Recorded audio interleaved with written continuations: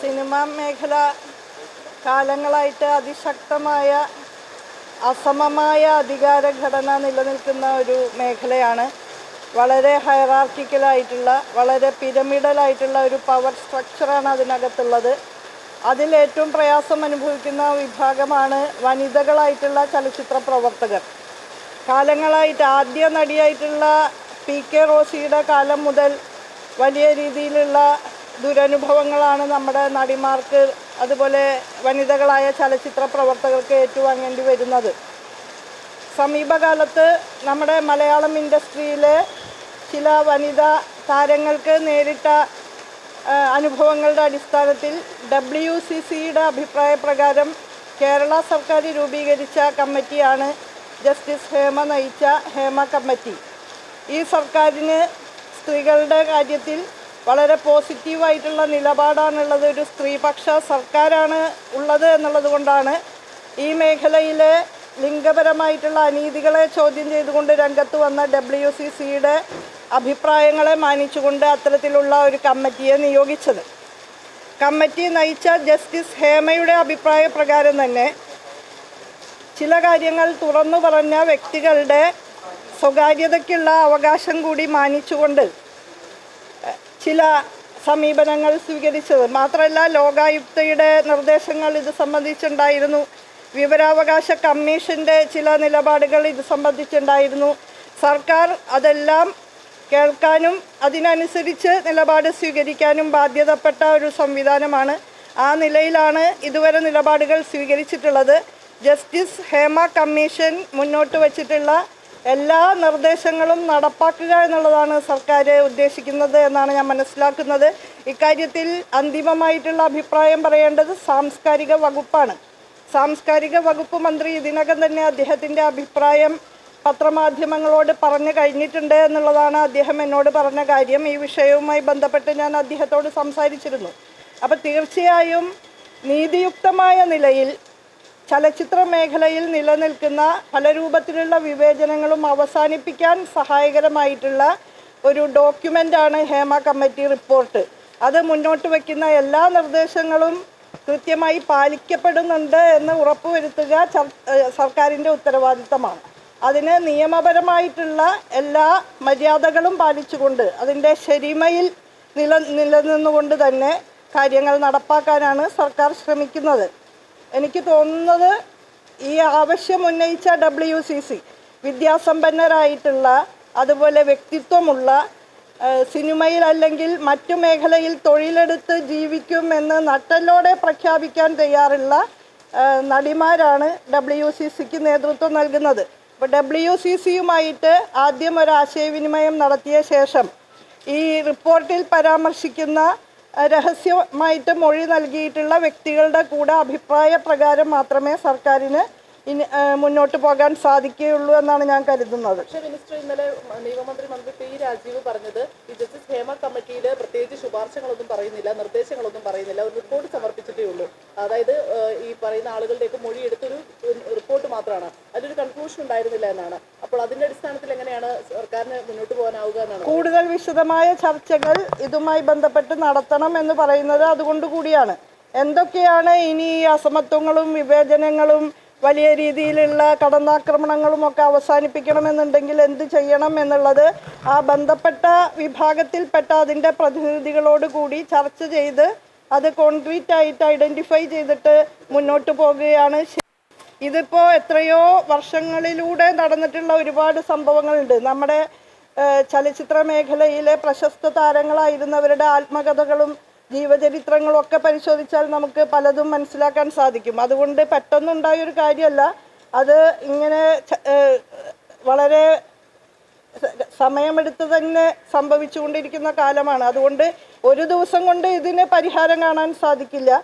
അതുകൊണ്ട് വിശദമായ ചർച്ച WCCയുമായിട്ട്, അതുപോലെ ഈ മൊഴി നൽകിയ വ്യക്തികളുമായിട്ടും ഒക്കെ വിശദമായിട്ടുള്ള ചർച്ച നടത്തിയതിന് ശേഷം സർക്കാർ അതിൻ്റെ തീരുമാനങ്ങളിലേക്കും നടപടികളിലേക്കും പോകുകയാണ് നല്ലത് എന്നുള്ളതാണ് എൻ്റെ ഒരു നിഗമനം. ഇപ്പോൾ സർക്കാരിനോടൊപ്പം നിൽക്കുന്ന ചലച്ചിത്ര അക്കാദമി ചെയർമാനെതിരെ തന്നെ ഇപ്പോൾ ഒരു ലൈംഗിക ആരോപണം ഉയർന്നിരിക്കുകയാണ്.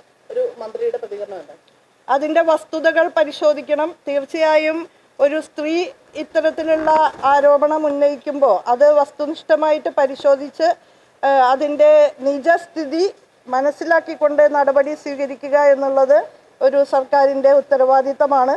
അത് ചെയ്യുമെന്നാണ് ഞാൻ പ്രതീക്ഷിക്കുന്നത്. അതിൻ്റെ വിശദാംശങ്ങൾ പരിശോധിച്ചുകൊണ്ട് അവരോട് തന്നെ നേരിട്ട് സംസാരിച്ച്, ഇപ്പം നമ്മുടെ മുന്നിലുള്ളത് ചില മാധ്യമങ്ങളോട് അവർ വെളിപ്പെടുത്തി എന്ന് പറയുന്ന നിലയിലാണ്. അപ്പോൾ അതുകൊണ്ട് നമ്മൾ അതിൻ്റെ നിജസ്ഥിതി പരിശോധിക്കട്ടെ, അതിനുശേഷം അതിനെക്കുറിച്ച് അന്തിമമായിട്ടൊന്നും പറയാനായിട്ടില്ലല്ലോ. ഇന്നലെ രാവിലെ പറഞ്ഞത് അങ്ങനെ ഒരു ബൈറ്റിന്റെ പേരിൽ അങ്ങനെ ഒരു നടപടിയായിട്ട് മുന്നോട്ട് പോകാൻ പറ്റുമോ സർക്കാരിന്? അതിനെക്കുറിച്ച് ഞങ്ങൾ ഡിസ്കസ് ചെയ്തിട്ട് ഞാൻ അതിനെക്കുറിച്ച് പറയാം. ഇതിപ്പോൾ ഇന്നലെ രാത്രിയോടുകൂടിയാണ് എൻ്റെ ശ്രദ്ധയിൽപ്പെട്ടത്. ഏതാണ്ട് ഒരു 10 മണിക്ക് ശേഷമാണ് ഞാനിത് കണ്ടിട്ടുള്ളത്. തീർച്ചയായും അതിൻ്റെ നിജസ്ഥിതി എന്താണ് എന്ന് പരിശോധിക്കുന്നത് ഉചിതമാകുമെന്നാണ് കരുതുന്നത്.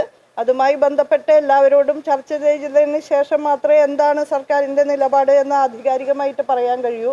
പ്രത്യേകിച്ച് ഈ കാര്യത്തിൽ അന്തിമമായിട്ടുള്ള ഒരു അഭിപ്രായം പറയേണ്ടത് സാംസ്കാരിക വകുപ്പും ബഹുമാനപ്പെട്ട മുഖ്യമന്ത്രിയും ഒക്കെയാണ്. മിനിസ്റ്റർ, ഇന്നലെ AMMയുടെ ജനറൽ സെക്രട്ടറി സിദ്ദീഖ് പറഞ്ഞൊരു കാര്യം, ലൈംഗികാതിക്രമമല്ല മലയാള സിനിമ നേരിടുന്ന ഏറ്റവും വലിയ പ്രശ്നം, പ്രതിഫല സമയത്ത് കിട്ടാത്തതെന്നാണ്. അത്തരമൊരു അഭിപ്രായങ്ങളൊക്കെ എങ്ങനെ കാണുന്നു? അങ്ങനെ പലരും പലതും ഉപരിപ്ലവമായിട്ട് പറഞ്ഞിട്ടുണ്ടാവും. അതിനൊക്കെ ഒരു മന്ത്രി എന്നുള്ള നിലയ്ക്ക് പ്രതികരിക്കാൻ ബുദ്ധിമുട്ടുണ്ട്. അതൊക്കെ വളരെ അവരവരുടെ വ്യക്തിപരമായിട്ടുള്ള അഭിപ്രായങ്ങൾ ഓരോരുത്തർ പറയുന്നതിനും ഞങ്ങൾ പ്രതികരിക്കണമെന്ന് പറയുന്നതിൽ അർത്ഥമില്ല. ലിംഗപരമായ ഏത് വിവേചനവും ലൈംഗികമായ അതിക്രമങ്ങൾ ഉൾപ്പെടെ അത് നിലനിൽക്കാൻ പാടില്ല, അത് അവസാനിപ്പിക്കേണ്ടതാണ് എന്ന നിലപാടുള്ള ഒരാളാണ് ഞാൻ. ഒരു വനിത എന്ന നിലയ്ക്ക് ഈ നടിയുടെ ആരോപണത്തെ നിരസിക്കുന്നുണ്ടോ, അവിശ്വസിക്കുന്നുണ്ടോ? വനിത എന്ന നിലയ്ക്കുള്ള താങ്കളുടെ അഭിപ്രായം എന്താണ്? വനിത എന്നുള്ള നിലയ്ക്കുള്ള അഭിപ്രായമാണ് ഞാൻ ഇതുവരെ പറഞ്ഞിട്ടുള്ളത്. അത് മനസ്സിലായില്ലെങ്കിൽ അത് എൻ്റെ കുറ്റമല്ല.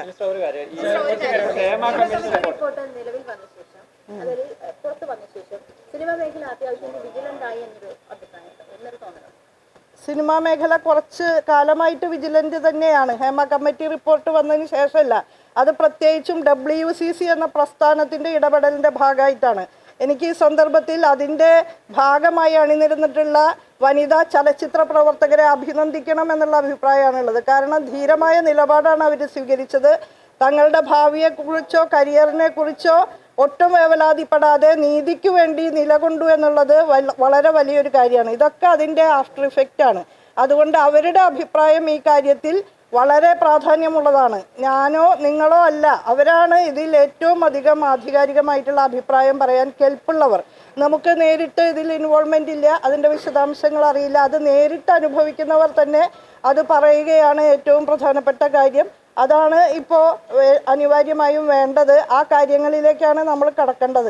മിനിസ്റ്റർ ആദ്യം പറഞ്ഞത് ഈ പരാതി വന്ന സമയത്ത് പറയുന്നു ആരോപണമാണ്. ഇപ്പൊ പേരടക്കം പുറത്തു വന്നിരിക്കുന്നത്. ഈ ആരോപണ വിധേയരായ ആളുകളെ സർക്കാർ സംരക്ഷിക്കുകയാണോ? പേരടക്കം വന്നാണോ? ഇന്നലെ രാത്രി ഈ ഒരു പരാമർശം ഉണ്ടായ ഉടനെ സർക്കാരിന്, ഉത്തരവാദപ്പെട്ട ഒരു സർക്കാരിന് അതിൻ്റെ നടപടികളിലേക്ക് കടക്കാൻ പറ്റില്ല. നിങ്ങൾക്കറിയാലോ, അത് എല്ലാ തലങ്ങളിലും ആലോചനകൾ എടുത്തതിന് ശേഷം മാത്രം ഉത്തരവാദപ്പെട്ട ഒരു സർക്കാരിന് പല കാര്യങ്ങളിലും നിലപാട് സ്വീകരിക്കാൻ സാധിക്കുള്ളൂ.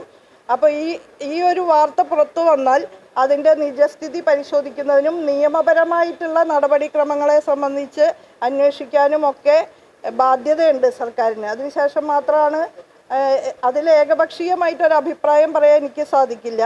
ഞാൻ പറഞ്ഞത് ഒരു വ്യക്തി എന്നുള്ള നിലയ്ക്കോ അതല്ലെങ്കിൽ ഒരു വനിത എന്നുള്ള നിലയ്ക്കോ എന്താണ് എൻ്റെ അഭിപ്രായം എന്ന് പറഞ്ഞു. ഞാനതിവിടെ സൂചിപ്പിച്ചു. കൂട്ടായ അഭിപ്രായത്തിൻ്റെ അടിസ്ഥാനത്തിൽ സർക്കാർ എന്താണ് നിലപാട് സ്വീകരിക്കുക എന്നുള്ളത് എന്നേക്കാൾ ഉത്തരവാദിത്തമുള്ള ആളുകൾ വെളിപ്പെടുത്തും.